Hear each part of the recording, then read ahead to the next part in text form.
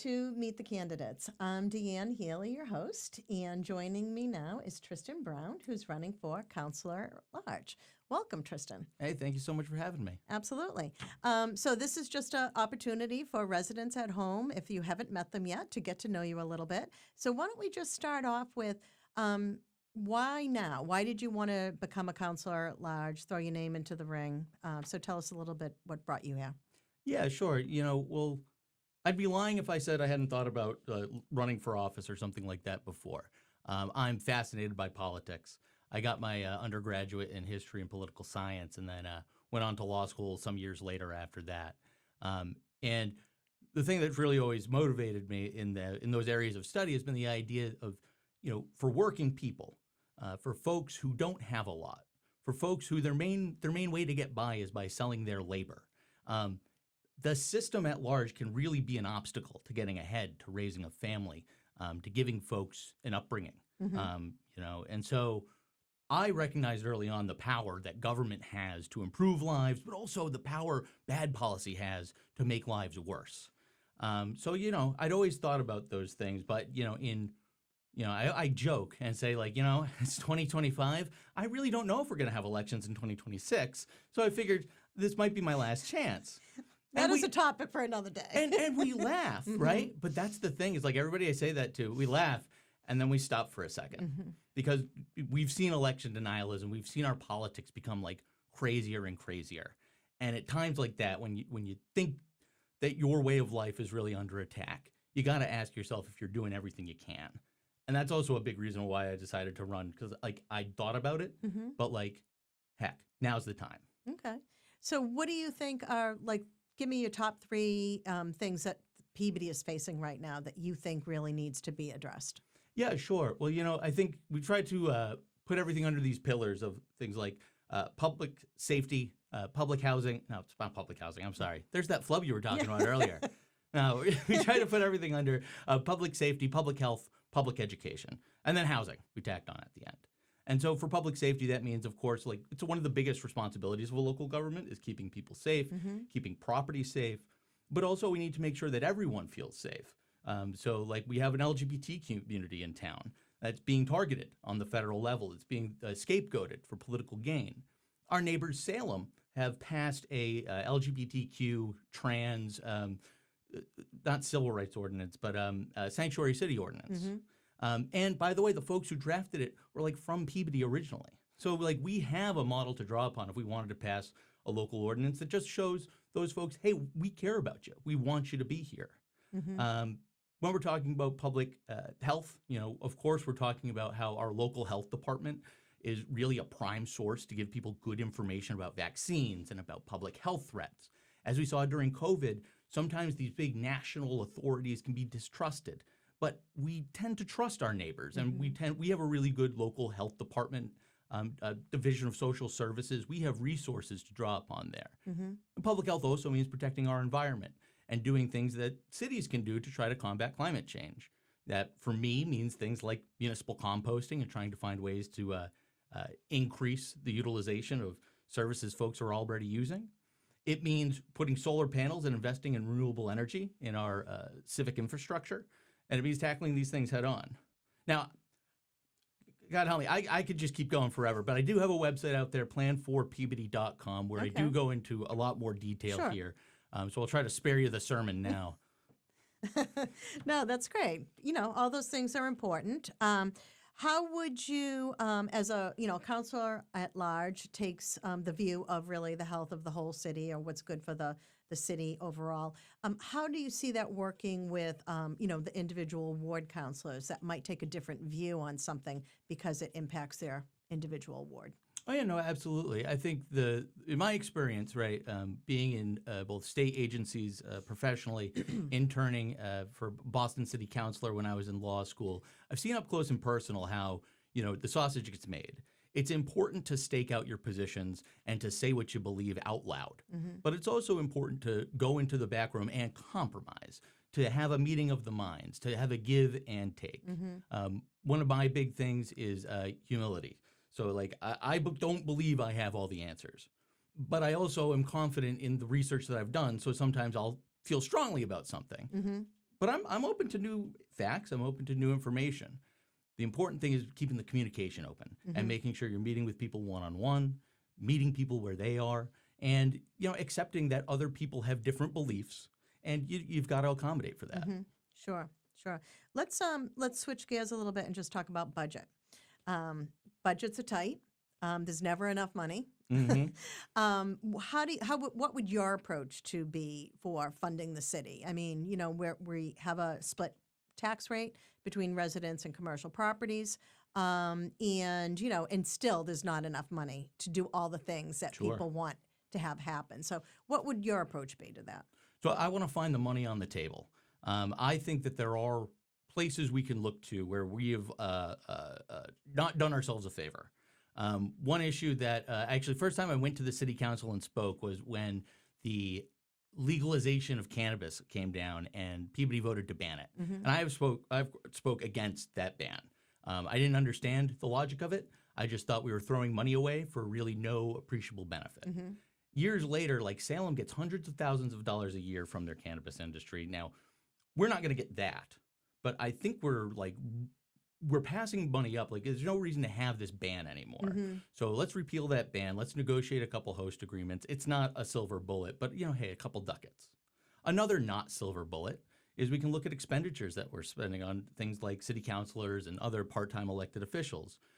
After you work a certain number of hours in these positions, you qualify for health insurance through the city.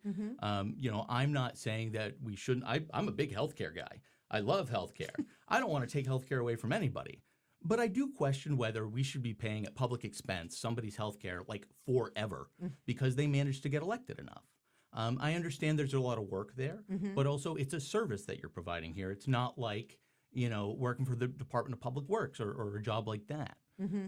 So, I would like to look at those, like try to find these, they say like, nickels and dimes won't get you everywhere, but if you pay attention to nickels and dimes, your dollars kind of add up after a while. Sure, sure. So I imagine you've been out knocking on doors and meeting and talking to people. What are you hearing from residents? Well, I'm hearing a lot of concern from different folks. The stuff that when I do go up to talk to people, I say, hi, I'm running for blah, blah, blah. Like, do you have any concerns? And they go, oh, well, locally? And then they kind of look like they 1,000-yard stare because of everything that's going on in the world. And I want to say yeah, actually, your local government matters too with all this crazy stuff going on. And when you start talking to people about that, when you start to say, no, actually, your elected leaders in Peabody can have a stand on things like ICE kidnappings of folks, being denied due process, that actually it's really important for your local leaders to take a stand on these things because, gosh, we're talking about human rights here. We're talking about democracy. We're talking about the rule of law. These are not esoteric things that only get addressed on the federal level or at the state level. So, beyond that, there's also a lot of love for Peabody. And that's the thing that I've learned living in different places. Coming here and having a Peabody family, marrying into a Peabody family, having 4 Peabody kids now, is there's a real special sense of community and culture here. There's a real towny sense of its roots that it's so worth preserving. And that's another reason why I think we're jumping in and what I hear from people is we want to preserve that culture and that sense of community. Right, right. Which kind of leads me to the next question is, what do you see or would like to see for the vision for downtown Peabody? Because I always say that's the front door to our community. That's how people form their opinion of the overall city. So what would you like to see happen? Yeah, absolutely. Well, it also plays into the budget question. Because if we are able to expand our tax base downtown, if we become a tourist destination and not just a tourist pass-through, we're able to increase our tax base without increasing our tax rates, which I think is a real good goal. Things that I believe are important are like housing, and we want to keep in Peabody that sense of community and that sense of culture. That means when we're increasing housing density, we've got to do it in places that make sense to save those neighborhoods. Downtown corridors are a really good place to think about putting people. Right on the Salem line where people can get to the train, folks who are fleeing Boston rents, who maybe they're only here for a couple of years, but while they're here, they're walking around our downtown. They're going to Granite Coast for a drink. They're going to One Main for dinner. They're heading out to New Brody's for a late night, and I think this is a way we can take advantage of development without having development take advantage of us and rob us of our sense of community and our culture. That's great. Let's see. What would you like to see happen up at Centennial Park? Mm. Oh, with the redevelopment of all the commercial land. So I'm a big fan of mixed use zoning. Well, let me take that back. I'm a big fan of different types of zoning in different places. It makes sense to have residential neighborhoods that are just bedrooms. Maybe it makes sense to have these commercial areas, but really what I'd like to see is businesses that can cater to the local community. Again, these ideas of like downtown with more mixed use sort of neighborhoods. I don't know if you could put housing in Centennial Park. And again, you have a place where there isn't a big neighborhood right now where you could maybe put in some denser housing with a business base to serve those folks. Okay, great. What about, since we're talking a little bit about housing, what are your thoughts on increasing the housing stock to make more affordable housing available? Yeah, sure. Well, I think, the first thing to get out of the way is anybody telling you the choices between development and no development is lying. The folks on the we don't need no development side are the folks who are going to let development run rampant in this community. If we do not plan for the development that's going to happen, it's going to take advantage of us. So I'm a big advocate of something I've come to learn about called the Municipal Housing Trust. All right. And P.S., there's a local connection here. George Peabody in London created a housing trust that for the last 100 and some odd years continues to be a model of housing for not poor folks, but working folks, folks who just like are priced out of the London market. And it's something that in Massachusetts, there's been a change in the law to allow cities and towns to explore these types of funding vehicles. And what it would do is it'll allow us as a community, again, to control where development is going and to be able to provide housing for folks who want to like live here, who want their kids to come and live here, without having to rely on developers and the land development to provide your housing answers. I don't think the private market is going to solve our housing crisis. I think it's going to make it worse. So that's my pitch for let's get in the game and start purchasing some real estate.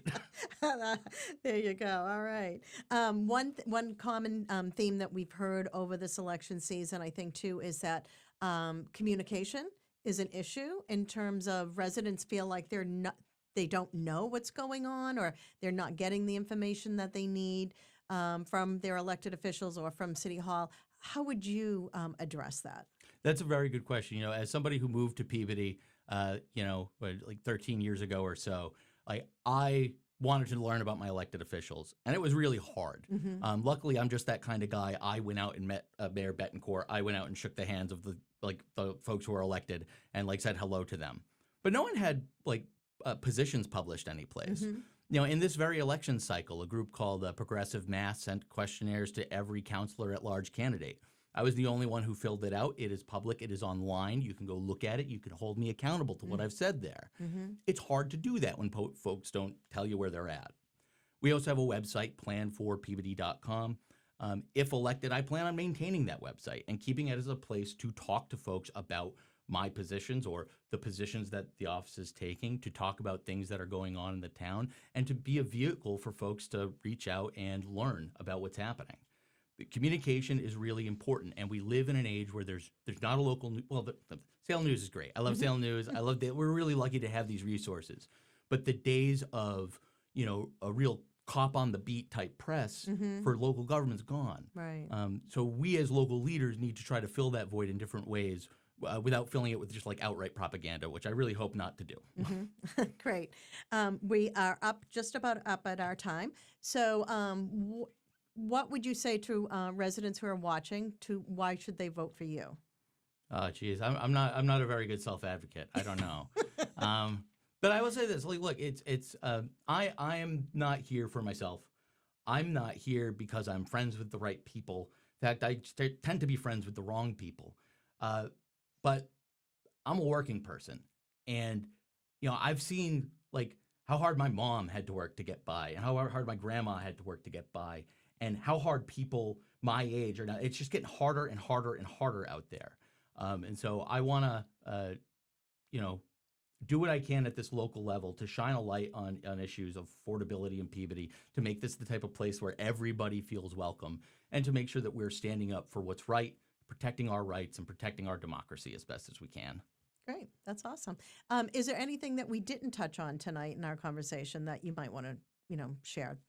Oh, composting, man. As we mentioned, free school buses. That school buses are free in most of the country. Public school buses are free, even beyond 2 miles. I was watching a video on YouTube the other day. This guy was talking about how his town was about to go to a 2-mile no free bus, like the rule that Peabody has. And it was so unpopular that people protested and they had to withdraw the appeal. Let's put the people on buses. Let's do it, people. Come on. There you go. And with that, I thank you for sitting down with me, and good luck next month. No, thank you very much. It's a pleasure.